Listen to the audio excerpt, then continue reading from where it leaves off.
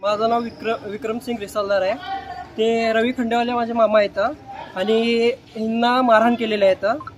रवी बरणपुरे आणि हरीश बरणपुरे यांनी पार्किंगमुळे भांडणं केलेत की दरवर्षी सिव्हिलची पार्किंग आम्हीच घेतो आणि त्याच्यावर हप्ता बसवण्यासाठी आणि त्यांना रेग्युलर का बरं भरलाव, तुमचं दम किती आहे, तुम्ही दादागिरी किती करताव, हे सगळं असं म्हणण्याविरुद्ध दर महिन्याला 10,000 रुपये असं हे द्या म्हणून कॉन्ट्री द्या म्हणून सांगितलेले आहेत। तर त्याच्यामुळे भांडणं झाले। ती किती वाजता झाले? 8:45ला। कुठं झालंय?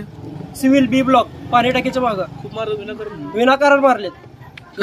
कशाने मारलेत? लाता बुक्क्या आणि चेन आणि ते तसले स्लाय ते आणलेले। किती जण होते त्यांचे 4-5 जण आणि रवी मामा आमची एकटेच होते।